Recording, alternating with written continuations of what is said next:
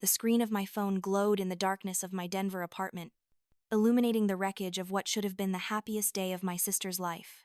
I watched the video for the third time, unable to look away. Margot's mascara streaked down her face in black rivers, her wedding dress crumpled and stained with champagne. Richard towered over her, his tie hanging loose, his face contorted with rage. Then came the words that would shatter everything. "You knew I was seeing someone else. You trapped me," he shouted, his voice cracking through my phone's speaker. Margot shoved him, her hands leaving wrinkles on his pristine white shirt. "Everyone knew. You weren't exactly subtle." The sound that followed still makes my stomach turn. The crack of his palm against her face echoed through the grand ballroom of the Ridgewood estate. Screams erupted from the wedding guests. The camera shook violently as whoever was filming stumbled backward. Within hours, the video had gone viral. Local news stations picked it up with the headline, "High Society Wedding Ends in Assault Charges." I want you to understand something before we go any further. This moment, this catastrophe, this very public destruction of my sister's fairy tale, it didn't surprise me. Not even a little bit. Because I wasn't there to see it happen in person. I wasn't invited. If you've ever felt invisible in your own family, if you've ever been the one who gives everything and gets nothing in return, if you've ever wondered when enough is finally enough, then stay with me. Hit that like button. Subscribe to hear more stories like this. And drop a comment telling me if you've ever been the family scapegoat. Because this story, my story, it's about the moment I stopped being the one who fixed everything and started fixing myself instead. Let me take you back to where this really began. It was a Thursday evening, 3 weeks before that disastrous wedding. I had just finished a restoration project on a Victorian home in the Highlands, my hands still smelling of linseed oil and wood stain. I loved my work as a historic home restoration specialist. There was something profoundly satisfying about taking something broken and forgotten and bringing it back to life, making it whole again. The irony of that wouldn't hit me until much later. I poured myself a glass of Cabernet and settled into my favorite chair by the window, the one that looked out over the city lights and the mountains beyond. My apartment was small but mine. Every piece of furniture I had chosen, every painting on the wall reflected my taste, not someone else's approval. After years of living to meet everyone else's expectations, I had finally carved out this small space of peace. My phone sat on the side table, buzzing intermittently with work emails and text notifications. I ignored it, savoring the quiet. But then it started buzzing more insistently, a rhythm that suggested something beyond the usual. I picked it up, scrolling through the notifications with mild interest. Work emails from contractors. A message from my friend Chloe asking about lunch next week. Then I saw it. Instagram had exploded with activity. Photos of Margot flooded my feed, but not from her account. From everyone else's. My mother, my father, distant cousins I hadn't spoken to in years. Friends from high school who had long since stopped reaching out to me, and there was Margot, radiant in a white dress I had never seen before, holding a bouquet of peonies, her left hand prominently displaying an engagement ring I hadn't known existed. The caption on my mother's post read, "Our beautiful daughter's special day is almost here, so blessed to celebrate this journey with Richard and his wonderful family. Family is everything." I set down my wine glass very carefully because my hands had started to shake. I scrolled through more photos. Margot at a bridal shower I hadn't been invited to. Margot at a dress fitting surrounded by bridesmaids I recognized. All of them smiling at the camera. My mother again, this time holding up champagne glasses with Margot and 2 other women I didn't know. The Vance women celebrating. The caption said, "Almost showtime. The Vance women." Apparently, that didn't include me anymore. I sat in that chair for 20 minutes. Maybe longer. Just staring at those photos. The hurt came first. A sharp stab right through my chest. Then came the confusion. Had I done something? Said something? We weren't close anymore. Margot and I. But we were sisters. Didn't that count for something? Then, slowly, like ice water spreading through my veins, came the anger. The cold, clear, crystallizing anger that cuts through confusion and self-doubt. My phone rang. My mother's name flashed on the screen. Helen Vance. For a moment, I considered not answering, but I needed to hear her voice. I needed to hear what possible explanation she could offer for this betrayal. Eleanor, she began, her voice already taking on that familiar tone of gentle reproach. Like I was a child who had disappointed her again. I was just about to call you. Honey, you know how sensitive Margot is. You're always so busy with your career. And we didn't want to burden you with all the planning and the fuss. I interrupted her, something I almost never did. Sensitive. What does that have to do with not inviting me to my own sister's wedding? There was a pause, and I could hear her recalibrating. Well, Richard's family has very specific ideas about how things should be done. They're very traditional, very proper, and Margot wanted everything to be perfect. You know how you can be sometimes. Dear, you have such strong opinions about things. Strong opinions, I repeated slowly. Is that what we're calling it now? Eleanor, don't take that tone with me, she said, her voice hardening. Richard thinks family is very important. You've always been so independent, so focused on your own life. Margot needs people around her who will support her, not question every decision. I stood up, wine forgotten, and walked to the window. The lights of Denver spread out below me. Thousands of lives I knew nothing about. Each one probably less complicated than this phone call. And I'm not family. Mom, is that what you're saying? Of course you're family. But you're also the one who moved away. You're the one who chose a career over relationships. You can't expect everything to revolve around you. That's when something inside me snapped. Not loudly. Not dramatically. It was more like a rope that had been fraying for years, finally giving way, one strand at a time. Until suddenly, there was nothing holding anything together anymore. Let me ask you something. Mom, I said, my voice steady now, almost calm. Does Margot remember the $22,000 I paid off for her failed coffee shop 3 years ago, the one she swore she'd pay me back for because my bank account remembers? Does Richard's traditional, proper family know about that? You're being petty. Eleanor Margot was going through a difficult time after Eric left her. She needed support, not judgment. And you offered to help. You can't hold that over her head now. I didn't offer. Mom, you asked me. You said she was desperate.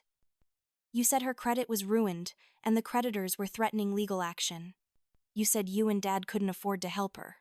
So I liquidated my retirement account and paid her debts. She told me she'd pay me back within 2 years. It's been 3, and I haven't seen a single payment. Money isn't everything. Eleanor. No, I said quietly. It isn't. But apparently, it's enough to buy a wedding I'm not invited to. My mother's voice turned cold. You're overreacting. This is exactly why Margot didn't want you involved. You always make everything about you. You always have to be the victim. Can't you just be happy for your sister? For once? Or are you going to ruin this for her too? I closed my eyes.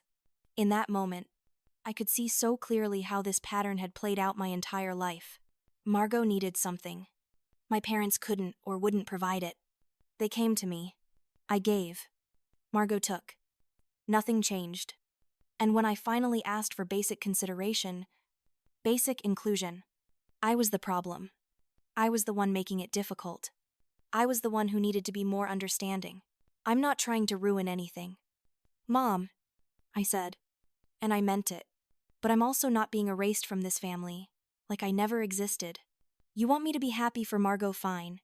I hope she's very happy with Richard and his traditional family and her perfect wedding. I hope it's everything she ever dreamed of. But I'm done being the backup plan. I'm done being the ATM you call when Margot needs bailing out. And I'm done pretending this is normal. You're being dramatic and selfish. My mother hissed.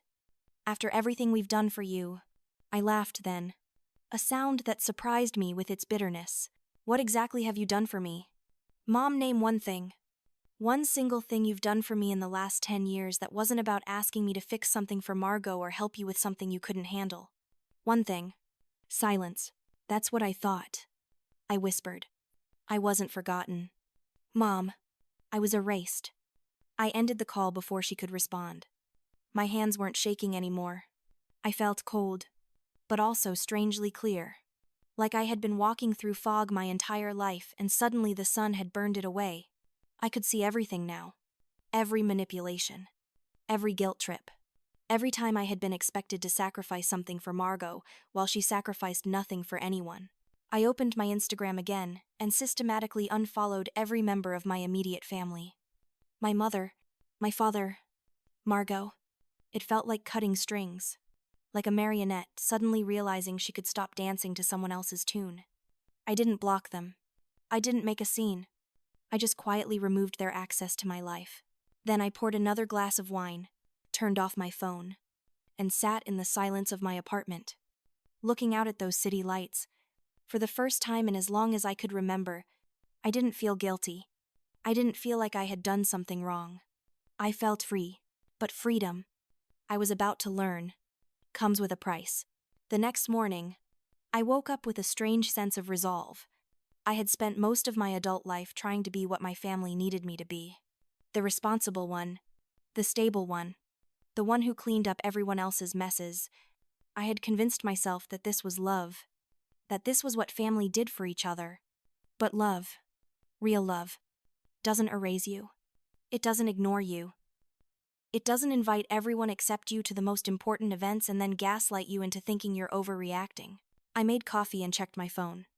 47 missed calls. 32 text messages. Most of them from my mother. A few from my father. And even one from Margot herself. I didn't read them. Not yet.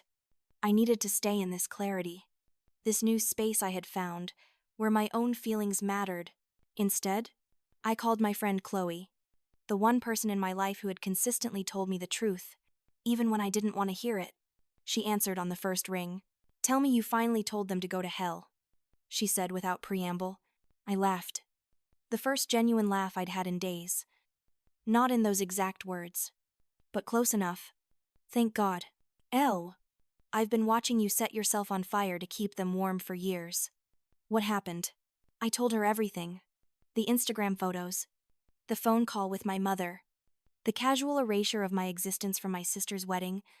As I spoke, I could hear the anger in Chloe's breathing. "They're using you," she said flatly.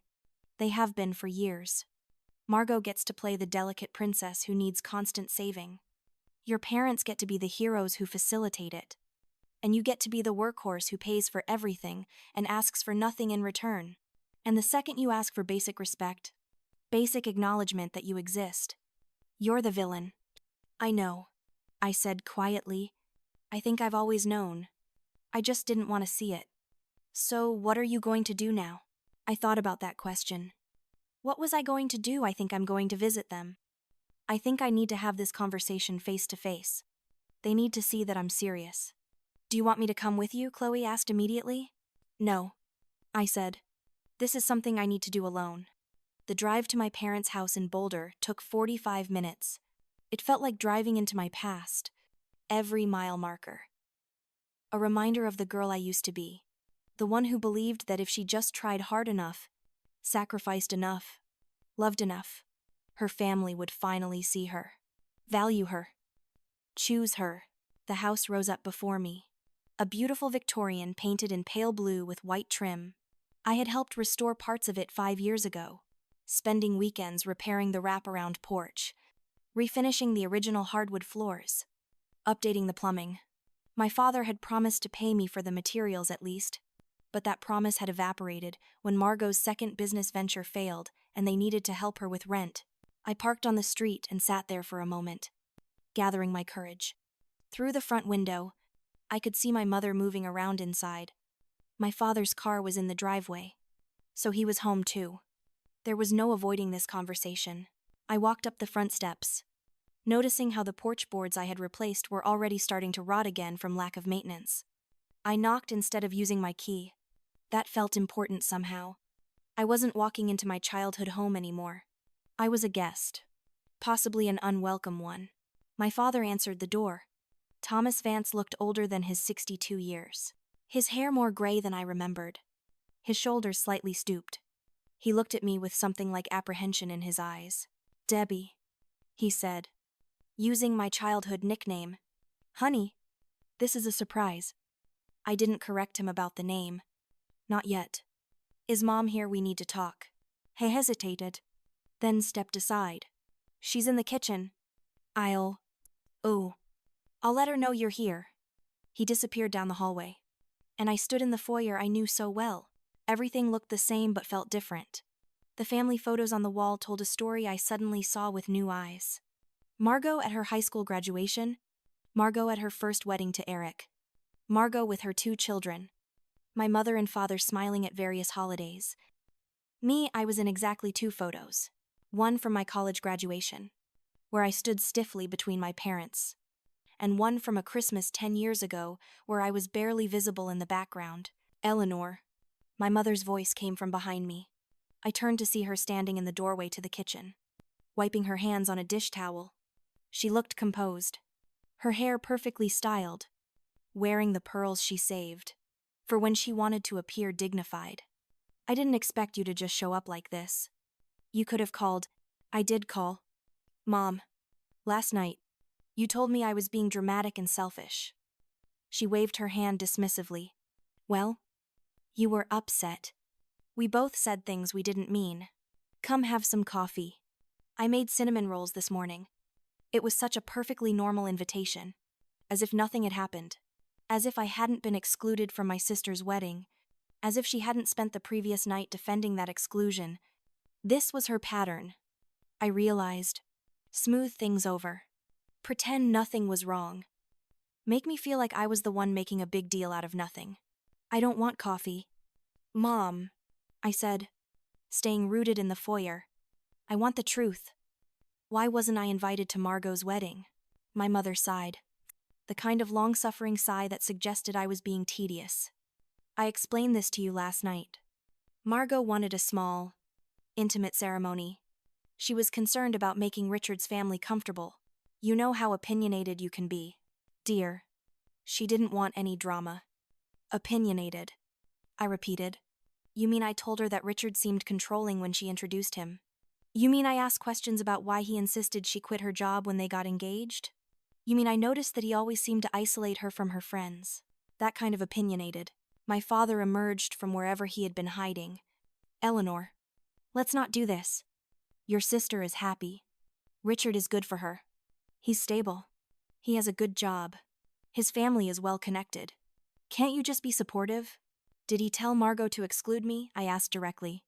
Looking between both of my parents, my mother's face tightened. That's not fair. Answer the question. Mom. Did Richard ask Margot not to invite me? The silence that followed told me everything I needed to know. He thinks you're a bad influence, my father said quietly, not meeting my eyes. He thinks you encourage Margot to be too independent. He wants their marriage to start on the right foot, with family who will support their decisions. I felt something crack inside my chest. And you agreed with him. We want Margot to be happy, my mother said, her voice taking on a pleading quality. Eleanor, you have your career. You have your independence. You've always been so self-sufficient. Margot needs more support. She needs stability. Richard can give her that. So you threw me away, I said, my voice barely above a whisper. You threw away one daughter to keep the other one happy. We didn't throw you away. Stop being so dramatic. You're 38 years old. Eleanor, you're a grown woman. You don't need us fussing over you the way Margot does. We knew you'd be fine.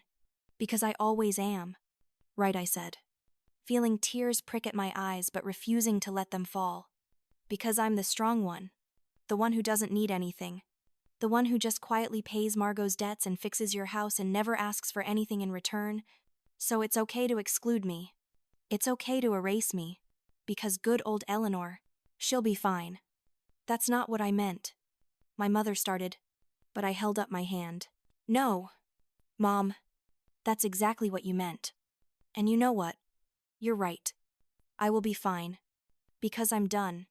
I'm done paying for Margot's mistakes. I'm done being the backup plan. I'm done pretending this is normal or acceptable or what families do. You're upset, my father said, trying to use his calm, reasonable voice. Why don't you take some time to think about this? Come back when you're not so emotional. I'm not emotional, Dad. For the first time in my life, I'm thinking clearly. I pulled out my phone and opened my banking app. Scrolling to the transaction history, let me ask you something. Both of you, over the past 4 years, I've been sending you $1,100 a month to help with the mortgage and house expenses. That's $52,800. Actually, with the additional amounts when you said you had emergency repairs. It's closer to $82,000. I looked up at them, watching their faces carefully. Can you show me what repairs were done with that money? My mother's face paled. My father looked away, because when I drove up today, the porch I repaired 5 years ago is rotting again. The gutters are falling off. The driveway has the same cracks it had 2 years ago. So where did my money go? We used it for the house, my mother said. But her voice lacked conviction. Show me the receipts. Show me the contractor invoices. Show me anything that proves you used my money for what you said you were using it for. How dare you? My mother said, her voice rising. How dare you come into our home and accuse us of lying, then prove me wrong? I said calmly. Show me the paperwork. My father put his hand on my mother's arm. A gesture I recognized. He was telling her to stop. He knew I was right. And he knew they couldn't prove otherwise. We helped Margot, he said finally. After Eric left, she was drowning in debt. She had 2 kids to feed. She needed help. So you used my money, I said. Money I sent in good faith to help you. My parents. And you gave it to Margot. Did she know where it was coming from? She needed help. Eleanor, my mother burst out. What were we supposed to do? Let her and the children end up on the street. You were supposed to tell me the truth, I said. You were supposed to ask me if I was willing to help Margot instead of lying to me for 4 years. You were supposed to treat me like an adult, like a member of this family. Instead of an ATM you could manipulate. We were going to tell you, my father said weakly. When were you going to tell me after the wedding I wasn't invited to, after you had bled me dry? When? Dad, he had no answer. I looked around the house one more time. At the photos that barely included me. At the rooms where I had spent my childhood trying to be good enough. Trying to be seen. I'm done, I said quietly. I'm done trying to be part of a family that doesn't want me. Enjoy Margot's wedding. I hope it's everything she ever dreamed of. I hope Richard is as wonderful as you all seem to think he is. And I hope you figure out how to pay your own bills from now on because I won't be sending any more money. I turned and walked toward the door. Behind me, my mother started crying. The kind of theatrical tears she had always been good at producing. Eleanor. Wait, you can't just abandon your family. I stopped at the threshold and looked back at her. I'm not abandoning anyone. Mom, I'm just finally accepting that you abandoned me a long time ago. I was just too desperate for your love to notice. I left them standing there in that perfectly decorated house. The house I had helped maintain with money, earned from 70-hour work weeks. As I drove away, I didn't feel triumphant. I felt hollow, but I also felt, for the first time in years, like I could breathe. The next 2 weeks passed in a strange blur. I threw myself into work, taking on a restoration project for a historic church that needed someone to rebuild the stained glass windows. The work was meticulous, demanding, and it kept my mind occupied. I didn't check social media. I didn't answer my parents' calls. I let Margot's texts sit unread in my phone. Chloe checked on me daily, bringing me coffee and forcing me to eat. Daniel, my colleague and the closest thing I had to a brother. I made sure I didn't work myself to death. You're allowed to fall apart, he told me one afternoon as we installed a particularly tricky piece of glass. You don't have to be strong all the time. If I fall apart, I said, positioning the glass carefully, I'm not sure I'll be able to put myself back together. Then don't put yourself back together, he said. Build something new instead. 3 days before Margot's wedding, Chloe showed up at my apartment with Thai food and a determined expression. We need to talk, she said, pushing past me into my living room. About what? She pulled out her phone and set it on the coffee table. About Richard. My stomach twisted. I don't want to know. Chloe, whatever he's doing, whatever he's done, it's not my business anymore. They made that very clear. Just look, she said, pulling up a series of photos. Kelly took these last night at Monarch Lounge downtown. I looked at the phone reluctantly. The photos were time-stamped from 11 p.m. the previous night. Richard. Definitely Richard, with his perfectly styled hair and expensive suit. Sitting in a booth with a blonde woman. They weren't just sitting together. His arm was around her shoulders. She was leaning into him. In one photo, his hand was clearly resting on her thigh. In another, they were kissing. I felt nothing. No shock. No anger on Margot's behalf. Just a weary kind of sadness that I had been right about him all along. And no one had wanted to listen. When were these taken, I asked. Last night around 11. The wedding is in 3 days. What are you going to do? I pushed the phone back toward her. Nothing. Nothing, Elle. Your sister is about to marry a cheater. My sister doesn't want my opinion. Chloe. My sister didn't want me at her wedding. My parents think Richard is wonderful. They've made their choices. I can't save someone who doesn't want to be saved. Chloe stared at me.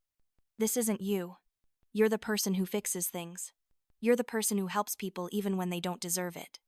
Maybe that's the problem, I said quietly. Maybe I need to stop fixing things for people who never appreciate it. Margot is an adult. She chose Richard. My parents endorsed that choice. They're all so sure he's perfect for her. Who am I to contradict them?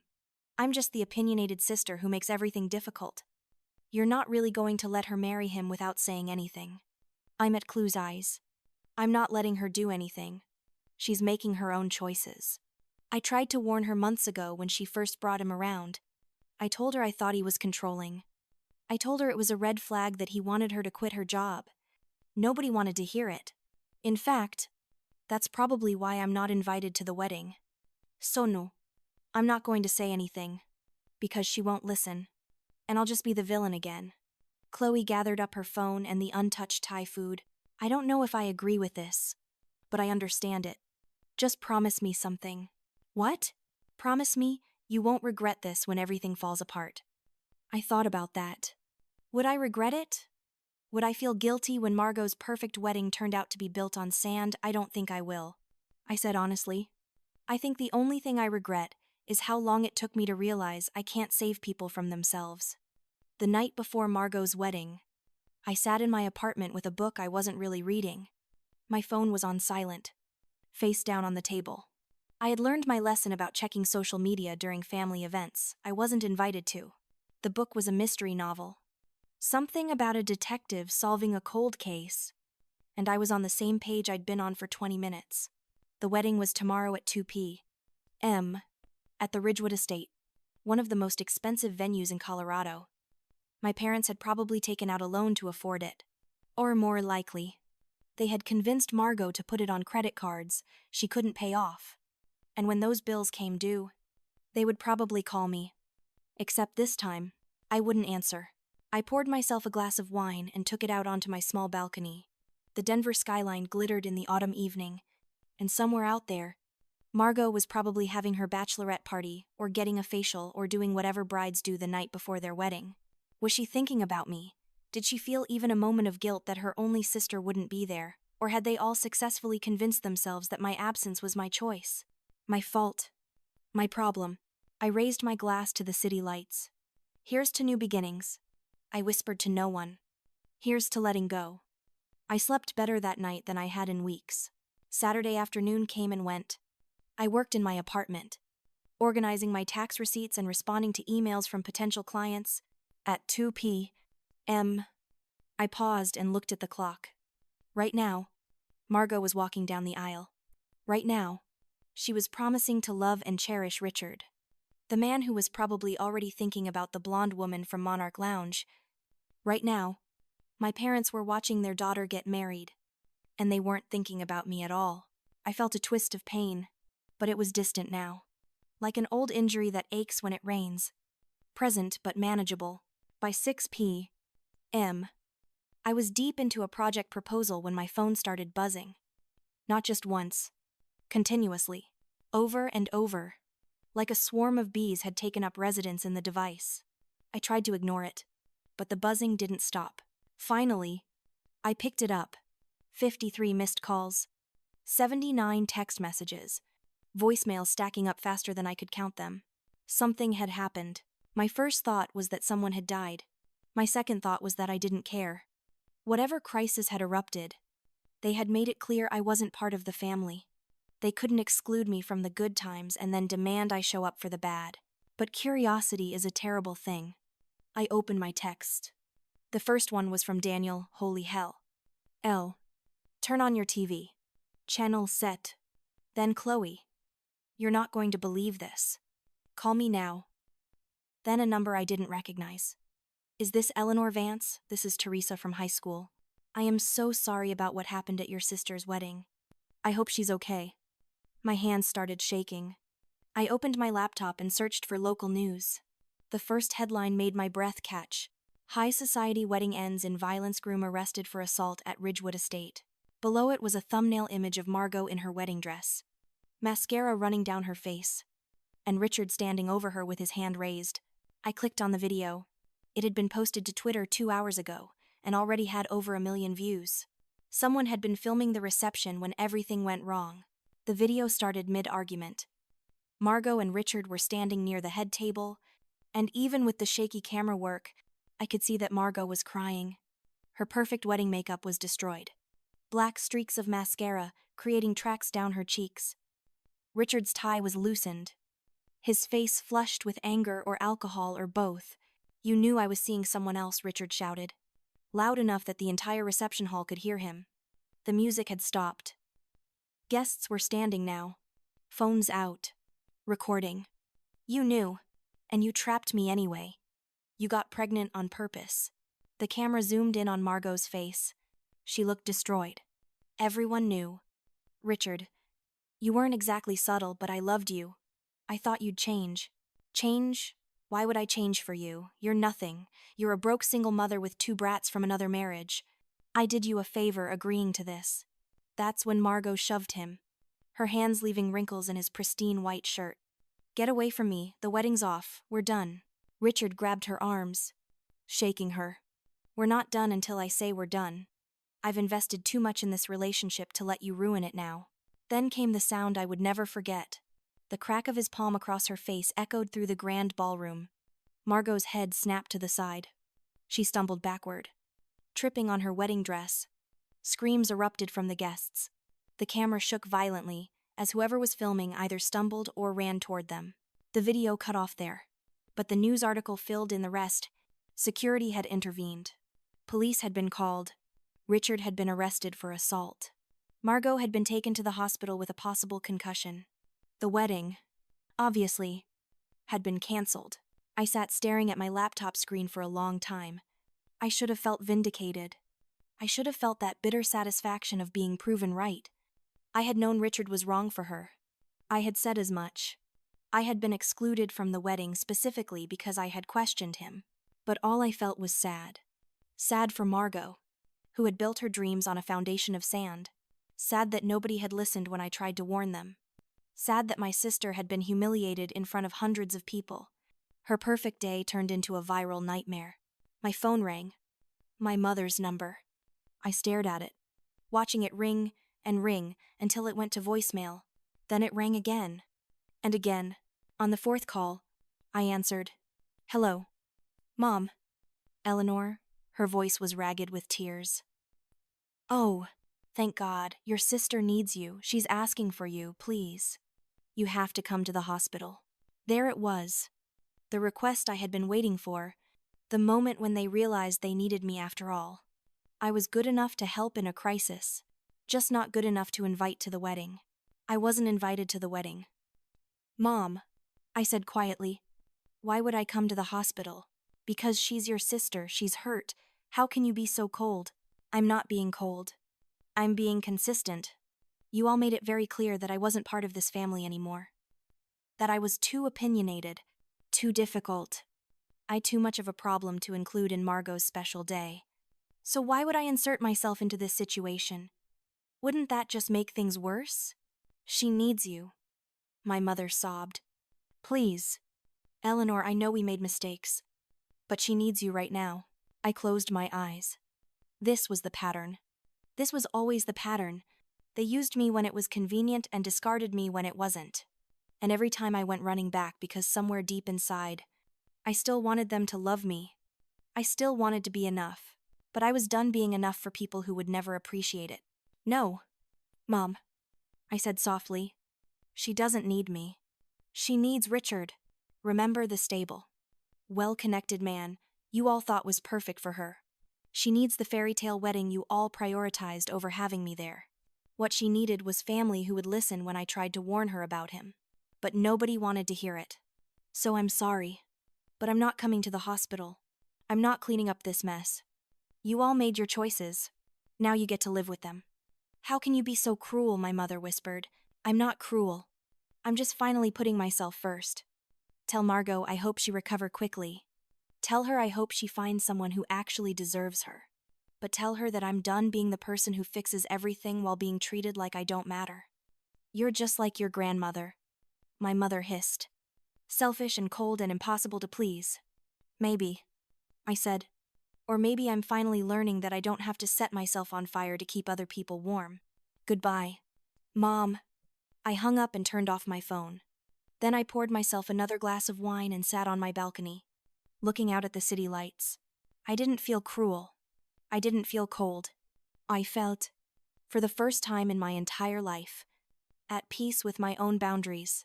The next day, Daniel sent me a text that I didn't see until Monday morning when I turned my phone back on.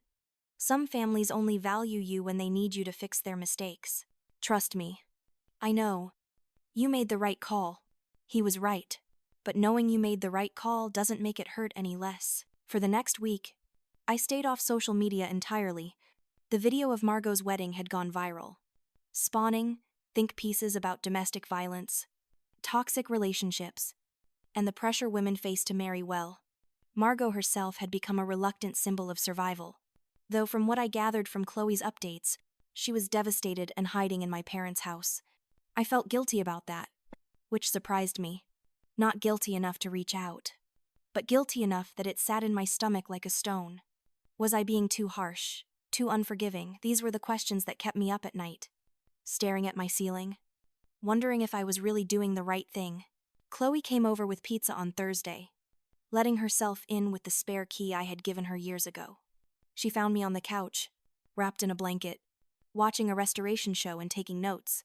You look terrible, she said without preamble, setting the pizza on the coffee table. Thank you. That's exactly what every woman wants to hear. I'm serious. Elle, when's the last time you ate something that wasn't delivered? I thought about it. Tuesday, I think. I made eggs. She opened the pizza box and shoved a slice toward me. Eat. Then we're going to talk about what happens next. There is no next, I said, taking the pizza reluctantly. I meant what I said. I'm done. Okay. But here's the thing, Chloe said, sitting cross-legged on the other end of my couch. Your family is going to keep calling. They're going to keep trying to pull you back in. And at some point, you're going to have to figure out what boundaries actually mean for you. Because right now, you're just avoiding them. That's not the same as setting boundaries. What's the difference? Boundaries mean you engage on your terms. Avoiding means you're still letting them control your emotional state. They're still living rent-free in your head. Elle, I can see it. You're not working. You're not sleeping. You're sitting here torturing yourself about whether you're a bad person for not rushing to Margot's rescue. I put down the pizza, suddenly not hungry. Am I a bad person? I mean, no, Chloe said firmly. You're a person who's learning that you can't save everyone. You're a person who's finally prioritizing yourself after years of being everyone else's solution. That doesn't make you bad. It makes you human. We sat in silence for a while, eating pizza and watching the restoration show. But Chloe's words stayed with me. She was right. I was avoiding the situation rather than actually dealing with it. And at some point, I would have to confront my family again. The question was, what did that confrontation look like? What did healthy boundaries with toxic people actually mean? I was about to find out. The following Tuesday, someone knocked on my door at 9 p.m. I wasn't expecting anyone, and Chloe always texted first. I looked through the peephole and felt my stomach drop. My father stood there in the rain. He wasn't wearing a coat. He looked like he had aged 10 years since I'd last seen him. His hair was plastered to his head. His shoulders slumped, and he looked utterly defeated. I debated not answering. I could pretend I wasn't home. He would eventually leave, but something in his posture, in the way he stood there getting soaked, made me open the door. "Dad," I said, not quite able to call him by his first name even now. "Eleanor," he said, his voice rough. "I know you don't want to see me. I know I have no right to be here. But I need to talk to you. About the house. About some things your mother and I did. About money." I should have closed the door. I should have told him to leave. But there was something in his voice, in his eyes, that looked like genuine shame. And I had inherited my grandmother's fatal flaw, curiosity. "You have 10 minutes, I said, stepping aside. "And this conversation doesn't involve Margot. If you're here to guilt me about her, you can leave now." "No," he said quickly, stepping inside and dripping on my entryway floor. "This is about you. About what we owe you. About what we've done." I closed the door and led him to my kitchen table. I made tea. That more for something to do with my hands than because I wanted it. My father sat at the table, looking around my small apartment with something like sadness in his eyes. "You've done well for yourself," he said quietly. "This place is nice. You've built a good life. No thanks to you," I said, setting a cup of tea in front of him. "What do you want?" "Dad." He pulled a thick manila envelope from inside his jacket. It was damp from the rain, the edges wrinkled. He set it on the table between us, like it was something dangerous. "The house is being foreclosed on," he said bluntly. "The bank is threatening to take it in 30 days. Your mother is devastated. And I need you to know the truth about where your money went." I stared at the envelope. "I already know where it went. You gave it to Margot." "It's worse than that," he said, opening the envelope with shaking hands. "We took out a home equity line of credit 4 years ago. $195,000. Your mother forged Margot's signature as a co-borrower and lied to the bank about her residency status to get approved." He spread papers across my table. Bank documents, loan applications, foreclosure notices. My eyes caught on the numbers $195. Ling ling ling. Monthly payments of $1. Babe. 4 years of payments. Many of them missed or late. And there, in neat handwriting, I recognized as my mother's Margot Vance. Co-borrower. Current resident. "Margot hasn't lived in your house in 8 years, I said slowly. "She got her own apartment after her divorce from Eric." "I know," my father said miserably. "But the bank needed a co-borrower with income, and Margot had a job at the time. Your mother convinced her to sign some papers. Told her it was just to update the house insurance. Margot never knew what she was actually signing." I felt cold. "So you committed fraud. You committed bank fraud. And you did it in Margot's name." "We were disparity," my father said, and there were tears in his eyes now. "Eleanor, you have to understand. After Margot's divorce, she was drowning. The coffee shop failed, and she had all these debts from Eric's business ventures. She had 2 kids to feed and no child support because Eric disappeared. We couldn't let her and the children suffer, so you stole from me instead," I said flatly. "The $82,000 I sent you over 4 years. The money you said was for house repairs and property taxes. That went to pay back this fraudulent loan. Most of it," he admitted. "Some went to Margot's rent. Some went to legal fees to try to track down Eric for child support. Some went to the down payment on the condo Richard insisted they needed before the wedding." I stood up, walking to the window because I couldn't look at him anymore. "You used my money to help Margot marry a man who hit her. You used my money to fund a wedding I wasn't invited to. And you did it all with money you obtained fraudulently." "I'm sorry," he whispered. "Eleanor, I'm so sorry. I know it doesn't fix anything, but I need you to know that I'm sorry." I turned back to him, and I was surprised by how calm I felt. "Where did Richard's down payment money go? The money you used my money to help with, to his gambling debts," my father said. "We didn't know at the time. He told Margot it was for investments, but after the wedding fell apart, his bookie came forward. Richard owes money to some very bad people. That's probably why he was so desperate to marry into our family. He needed Margot's connections, needed the respectability, needed access to our money. You mean my money? I corrected. Your money was gone years ago. It's been my money keeping you afloat. He nodded, unable to meet my eyes. I sat back down and pulled my phone toward me. I'm taking pictures of all these documents. Every single one. What are you going to do? My father asked, fear creeping into his voice. I don't know yet, I said honestly, pulling out my phone and beginning to photograph each page. But I need documentation of this. All of it. The fraud, the forged signatures, the misuse of my money. Everything. Eleanor, please. If you report this to the bank, your mother could go to prison. Margot could be charged as an accessory. The kids could end up in foster care. I looked up at him, and I could feel tears threatening, but I refused to let them fall. You should have thought about that before you stole from me. You should have thought about that before you lied to me for 4 years. You should have thought about that before you excluded me from Margot's wedding because I was too opinionated.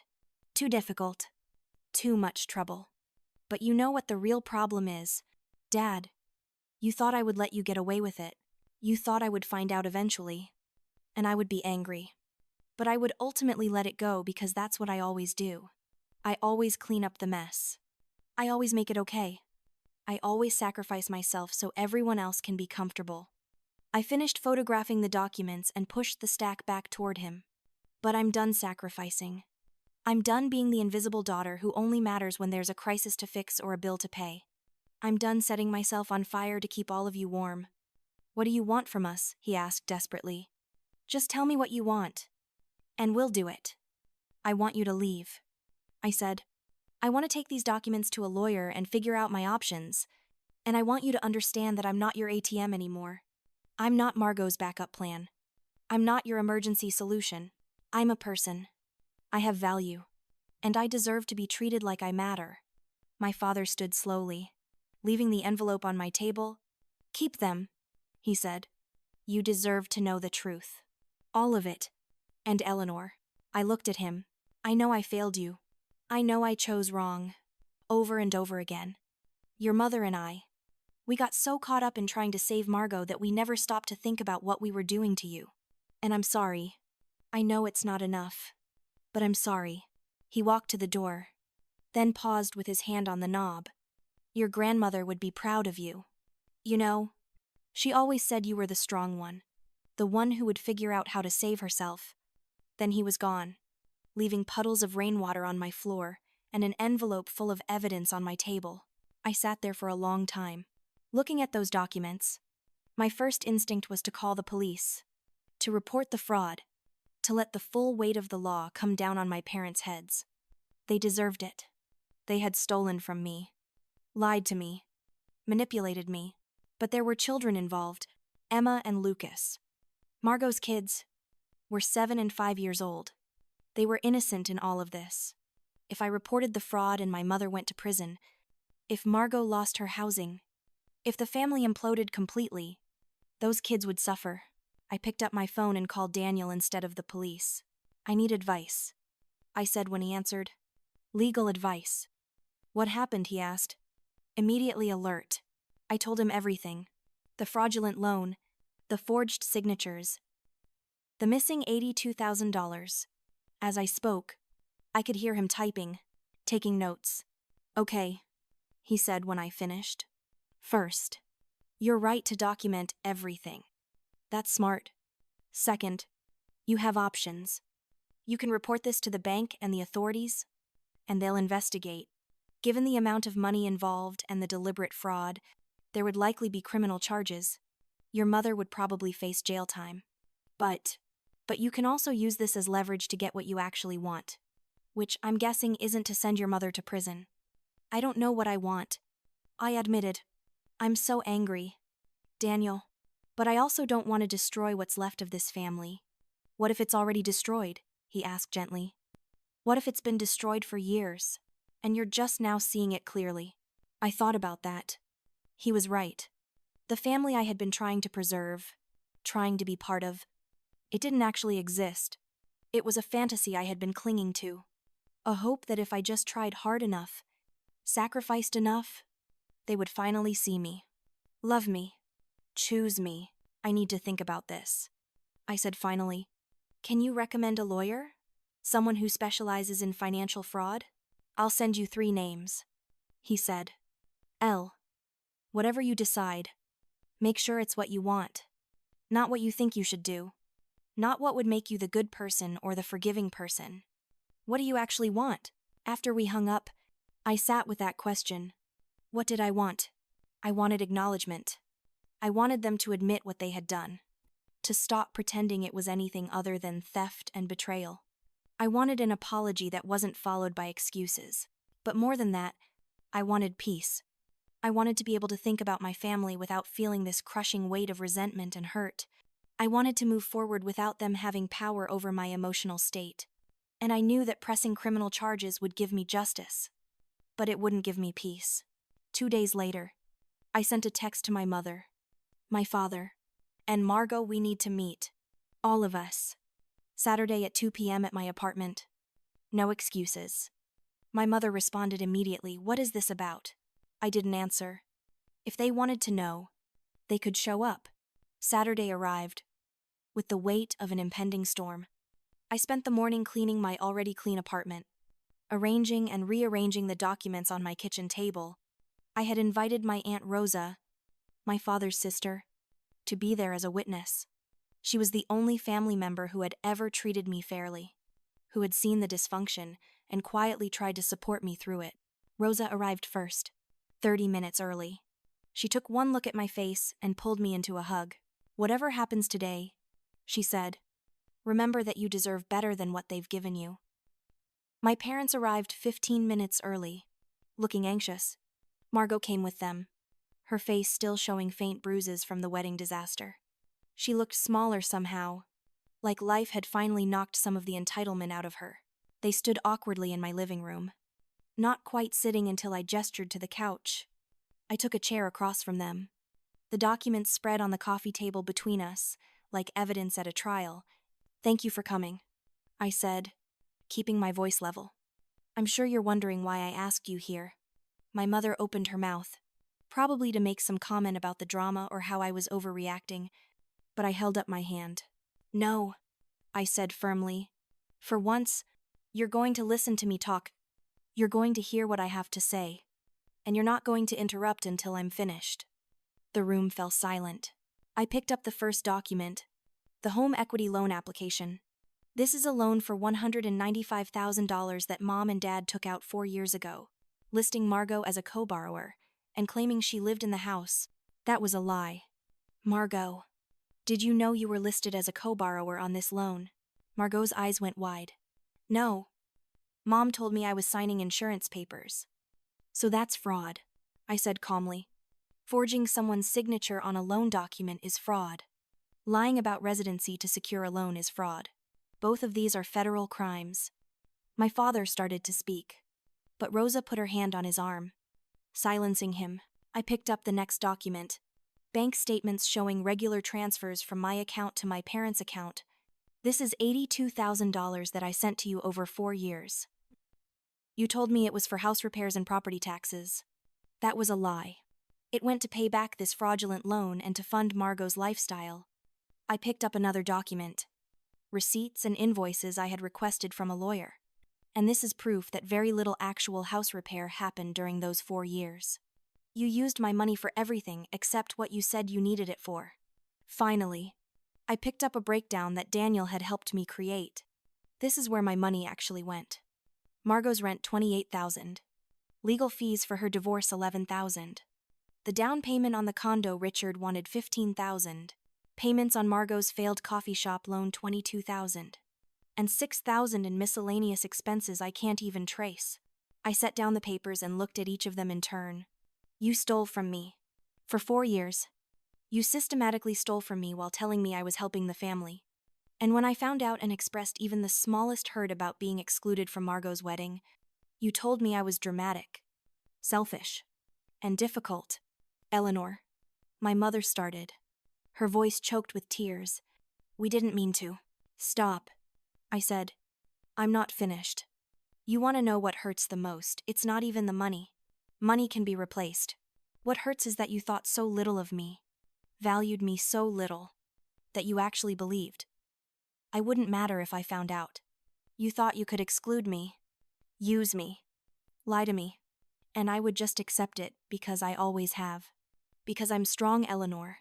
Independent Eleanor. Eleanor who doesn't need anyone. A tear finally escaped, running down my cheek.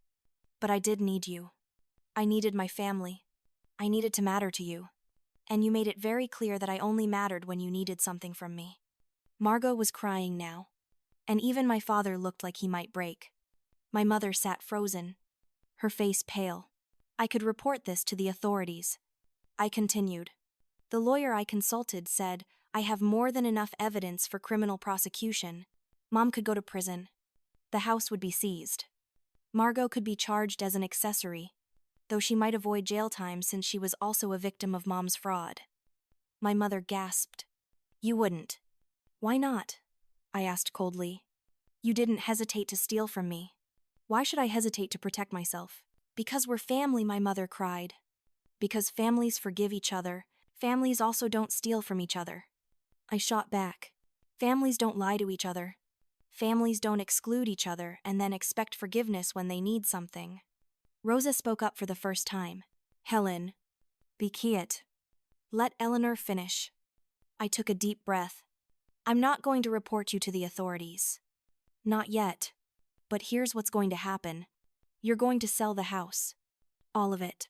The main house and that 2-acre lot in the back that you never developed. You're going to use that money to pay back the fraudulent loan. And whatever is left over is mine as repayment for what you stole. But where will we live? My mother asked frantically. That's not my problem anymore. I said. You're adults. You'll figure it out. Maybe you can rent an apartment with the Social Security and Dad's pension. Maybe Margot can help you. Since she's the one you've been helping all these years. I turned to Margot. And you? I don't blame you for Mom's fraud. But I do blame you for letting me pay off your debts while you lived beyond your means and never even tried to pay me back. You have 2 kids to support now. It's time you learn to live within your means and stand on your own feet. Margot nodded, tears streaming down her face. I'm sorry, she whispered. Eleanor. I'm so sorry. I'll pay you back. Every penny. I swear. I don't want your money. Margot, I said tiredly. I want you to take care of your children and stop depending on everyone else to save you from your bad decisions. I want you to learn that actions have consequences, and I want you to understand that I'm not your backup plan anymore. I looked at my father. You came to me the other night, and you apologized. I appreciate that. But an apology without change is just manipulation. So here's what I need from you. I need you to stop making excuses for Mom. I need you to stop enabling Margot. And I need you to actually stand up for what's right. Even when it's hard. He nodded slowly. You're right. I've been a coward. I've let Helen control everything because it was easier than standing up to her. And I've watched her treat you like you didn't matter while I stood by and did nothing. I'm sorry. Debbie. You deserved better from me. The sound of my childhood nickname from his lips almost broke me. But I couldn't afford to break. Not yet. You have 30 days to put the house on the market. I said, standing up. My lawyer will be handling the sale and the distribution of funds. You don't have to do anything except sign the papers. And after that, I need space. I need time to figure out if I can have any kind of relationship with any of you. I'm not saying never, but I'm also not promising anything.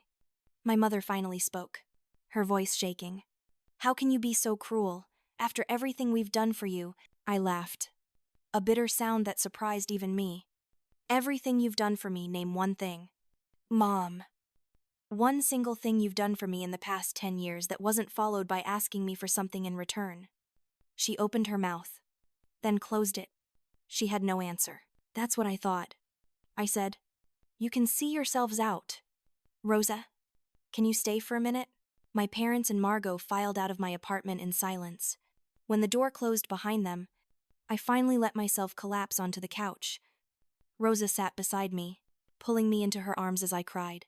You did the right thing, she murmured. It was hard. But you did the right thing.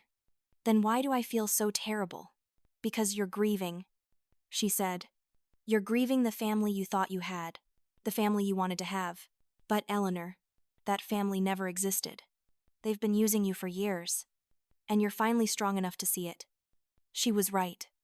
I knew she was right. But knowing something intellectually and accepting it emotionally are two very different things. The next 3 weeks passed in a blur of legal proceedings and paperwork. True to my word, I had my lawyer handle everything. The house was listed. Potential buyers came through. My parents moved to a small apartment in Aurora with help from Rosa. Margot found a 2-bedroom rental near her kids' school and got a job managing a boutique. I didn't talk to any of them during this time. I focused on work, taking on projects that required my full attention. I reconnected with friends I had neglected.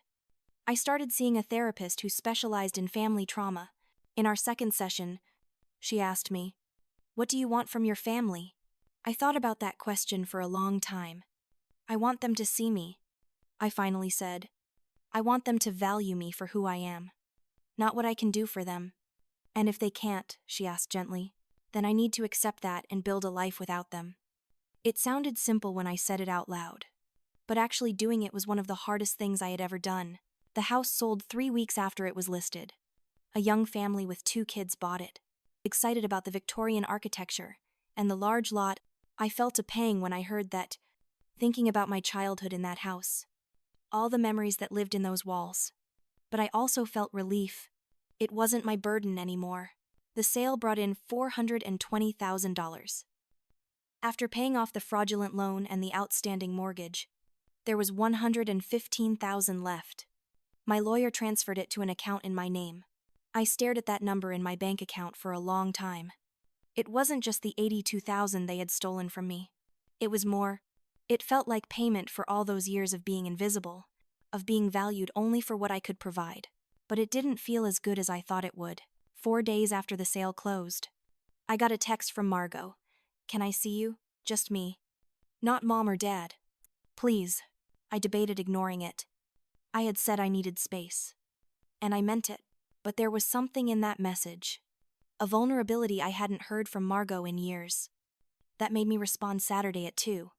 My place. 1 hour. She arrived exactly on time, looking nothing like the polished, entitled princess I had known. Her hair was pulled back in a simple ponytail. She wore jeans and a Target t-shirt. She drove up in a 10-year-old Honda instead of the lease Mercedes she used to drive. I opened the door and gestured for her to come in. She stood in my entryway, looking uncomfortable, like she didn't know if she was allowed to sit down. "Coffee," I offered. "Sure," she said quietly. We sat at my kitchen table in awkward silence while the coffee brewed. I didn't try to fill the silence. If Margot wanted to talk, she could start. Finally, she spoke. "I didn't know about the loan. I swear I didn't know Mom forged my name or that you were paying it back. She told me you were helping with house repairs. And I thought that was generous of you, but not my business." "Okay," I said neutrally, "but I did know about the other stuff," she continued, her voice breaking. "I knew you paid off my coffee shop loan. I knew you sent money every month. I knew Mom and Dad relied on you financially. And I never questioned where that money was going or what you were sacrificing to provide it. I just took it because it was easier than standing on my own feet." I poured coffee and set a cup in front of her. "Why are you telling me this?" "Because you were right," she said, tears starting to fall. "You were right about Richard. You were right about me needing to grow up. You were right about everything. And I treated you like you were the problem because the truth was too hard to face." I sat down across from her. "What happened with Richard?"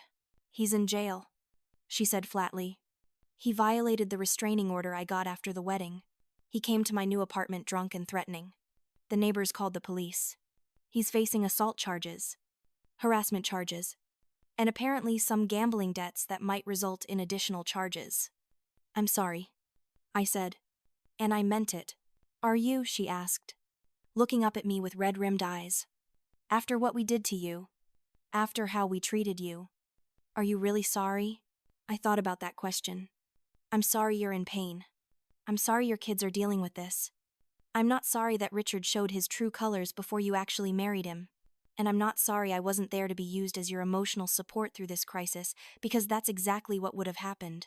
I would have fixed everything, paid for everything, and you would have learned nothing. She flinched but nodded. You're right. That is what would have happened. But Eleanor, I'm trying to change. I got the job at the boutique. It doesn't pay much. But I'm managing. I'm living within my means. I'm in therapy with Emma and Lucas to help them process everything. I'm trying to be the person I should have been all along. I'm glad. I said. I mean that. I'm glad you're taking responsibility for your life. Can I ask you something? She said hesitantly. You can ask?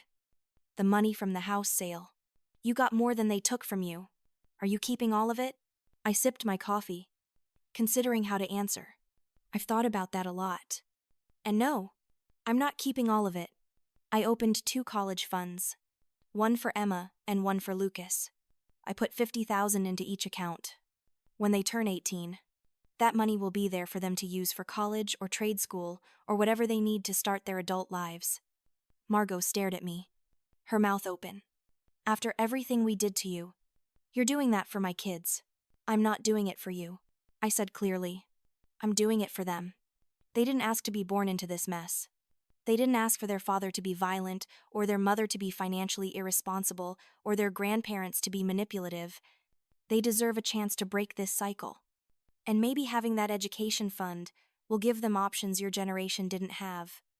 Margot started crying again, but this time they were different tears. Not manipulative tears or performative tears, but genuine grief and gratitude. How did you turn out so much better than the rest of us, she asked. I didn't, I said honestly. I just got tired of being who you needed me to be and started figuring out who I actually am. That's not better. It's just different. We sat in silence for a while, drinking coffee and not quite knowing what to say to each other. We were sisters, but we were also strangers. Years of dysfunction and resentment sat between us like an ocean, and I didn't know if it could ever be crossed.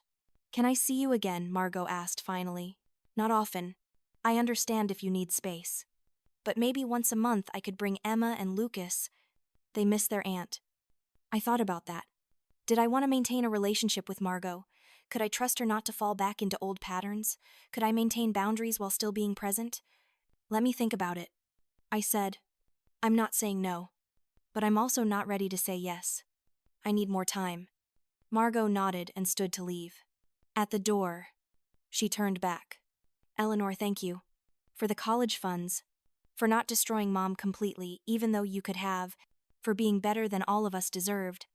After she left, I sat on my couch for a long time, thinking about forgiveness and boundaries and what family actually means. In my head, I had always believed that family meant unconditional love and support. But maybe family was more complicated than that. Maybe you could love someone and still need to protect yourself from them. Maybe you could forgive someone without forgetting what they did. Maybe you could move forward without pretending the past didn't happen. 2 weeks later, I got a small package in the mail. Inside was a wooden box, carefully wrapped in tissue paper. I opened it to find a pocket watch with an inscription, "To my grandson Thomas. With love and pride." It was my grandfather's watch, the one I had admired as a child, the one I had always assumed went to my father, or would go to Margot's son. Attached was a note in Margot's handwriting. You mentioned this once when we were teenagers. You said Grandpa used to let you wind it and listen to it tick. I've had it for years in my jewelry box. I think it should have been yours all along. I sat on my couch holding that watch, feeling the weight of it in my palm, listening to the steady tick-tick-tick of its mechanism. It wasn't an apology. It wasn't restitution. It was just a gesture. One small acknowledgement that I had been forgotten, overlooked. It said, but maybe I didn't have to be anymore. I wound the watch and listened to it tick, thinking about time and how it moves forward, whether we want it to or not. Maybe that was the lesson in all of this. Time doesn't erase mistakes, but it does give us the choice to stop repeating them. 6 months passed. I threw myself into work, accepting restoration projects all over Colorado. I traveled more, taking weekend trips to places I had always wanted to see but never had time for when I was busy being everyone's solution. I dated a little. Nothing serious. but it felt good to remember that I was a person with desires and interests beyond my family's needs. My therapist helped me work through the layers of resentment and hurt. We talked about how I had made myself indispensable to my family because I thought that was the only way to earn their love. We talked about how I had confused being needed with being valued. We talked about how choosing myself wasn't selfish. It was survival. I saw Margot twice during that time. Brief meetings for coffee where we talked about surface things, her kids, her job, my latest restoration project. We didn't talk about the past. We didn't talk about our parents, who I still hadn't seen or spoken to. We were learning how to be in each other's presence without falling into old patterns. And it was awkward and uncomfortable, and maybe that was okay. Then, 9 months after that confrontation in my apartment, I got a call from Rosa. My father had had a heart attack. He was in the hospital. Stable but serious. My mother was falling apart. Did I want to come? I stood in my apartment holding the phone, feeling that old pull, that old instinct to drop everything and rush to fix the crisis. But I had learned something over these months. Their crisis wasn't my crisis. Their emergency wasn't my emergency. How is he? I asked Rosa. Scared. They're saying he needs surgery. But he's stable for now. Eleanor, I'm not calling to pressure you. I just thought you should know. Thank you for telling me, I said. I need to think about whether I want to see him. That's fair, Rosa said. Take your time. I'll keep you updated. I spent 2 days thinking about it. Did I want to see my father? Did I owe him that? After everything? Or was this just another opportunity for them to pull me back in, to make me the solution to their problems again? In the end, I went to the hospital, not because I owed them anything, but because I needed to see for myself that I could be in their presence without losing the boundaries I had worked so hard to establish. My father looked small in the hospital bed, hooked up to monitors and IVs. My mother sat beside him, looking exhausted. When I walked in, she started to cry. But I held up my hand. I'm here to see Dad, I said firmly. Not to be guilted or manipulated. If you can respect that, I'll stay. If not, I'll leave. My mother nodded, wiping her eyes. I pulled a chair close to my father's bed. He opened his eyes and looked at me with a mixture of relief and shame. Debbie, he said, his voice weak. You came. I did, I said. How are you feeling? Like an old fool, he said. The doctor says I need bypass surgery. Says I've been ignoring my health for too long. We sat in silence for a moment. My mother stood up, mumbling something about getting coffee, leaving us alone. I'm glad you're okay, I said finally, and I hope the surgery goes well. But Dad, I need you to know that I'm here because I chose to be. Not because I felt obligated. I'm here because I wanted to see you. Wanted to make sure you were all right. But I'm not here to fix anything or take care of anything or be responsible for anything beyond this visit. He nodded slowly. I understand. And I'm grateful. Eleanor, I know I don't deserve your forgiveness. I know what your mother and I did was unforgivable. But I want you to know that I think about it every day. I think about all the ways I failed you. And I'm sorry. I'm so sorry. I believe you, I said. And I did. I could see the genuine remorse in his eyes, but I also knew that remorse doesn't erase damage. It doesn't undo years of being treated like I didn't matter. The surgery is in 3 days, he said. Will you come back? I thought about that. I'll think about it. I'm not making any promises, but I'll think about it. That was the best I could offer. And to his credit, he accepted it. I did go back for his surgery. I sat in the waiting room with Rosa, while my mother paced and prayed. When the surgeon came out to tell us the operation was successful, my mother grabbed my hand and squeezed it. And I let her. Not because everything was forgiven or fixed, but because in that moment, we were just 2 people who loved someone who could have died. Recovery was slow. My father spent a week in the hospital, then moved to a rehabilitation facility. I visited him 3 times during that period. Short visits where we talked about safe things. The weather? The news. His physical therapy progress. We didn't talk about the past. We didn't talk about the money or the betrayal or the wedding I hadn't been invited to. We were learning how to exist in the same space without trauma. And maybe that was enough for now. On my last visit before he was discharged, he said something that surprised me. "Your mother is in therapy." I looked up from the magazine I had been pretending to read. "What?" "She started seeing someone, a therapist, to work through some things. She's not going to magically become a different person, but she's trying. And I think you should know that." "Why are you telling me this?" "Because I want you to know that your words had an impact. When you confronted us about the money, about how we treated you, it forced us to look at ourselves. And we didn't like what we saw. We're not asking you to forgive us or to let us back into your life. We're just trying to be better people, even if it's too late for you to see it." I didn't know what to say to that. Part of me wanted to be cynical, to assume this was just another manipulation. But looking at my father, frail and recovering from heart surgery, I could see genuine change in his eyes. "I'm glad," I said finally. "I'm glad you're working on yourselves. You should have done it 20 years ago, but better late than never." I suppose. A year passed. Then, too, life continued, as it does. I built my business into something I was genuinely proud of. I bought a small house in a neighborhood I loved. I dated someone seriously for the first time in years, a man named James who owned a bookstore and understood the concept of boundaries. I saw Margot every few months, watched Emma and Lucas grow. I sent them birthday cards and showed up for their school plays. I saw my parents occasionally, stilted dinners, where we all tried to navigate this new version of our relationship. My mother and I would never be close. I accepted that. But we could be civil. We could share a meal without fighting. We could exist in the same room without me feeling erased. It wasn't the family I had dreamed of as a child.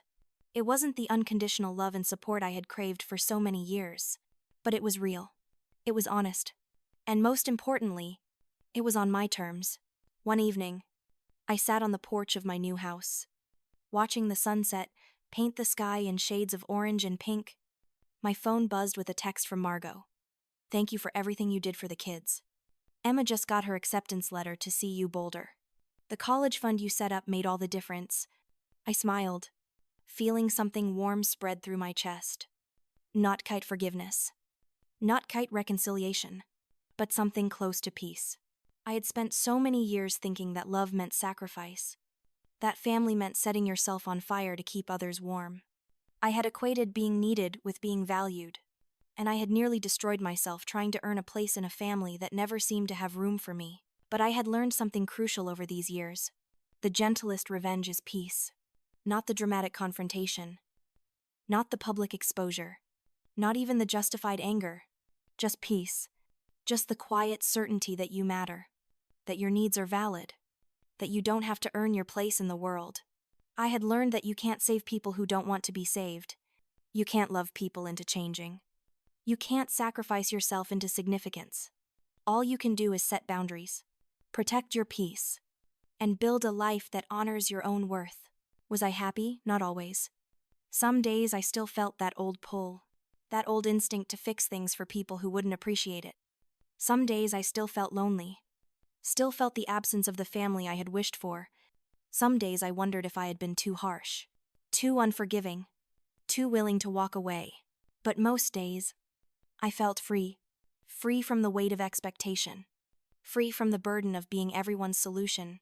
Free from the desperate need to be seen by people who had chosen not to see me. And that freedom, I had learned, I was worth more than any family reunion or tearful reconciliation. It was worth more than forgiveness that came without changed behavior. It was worth everything.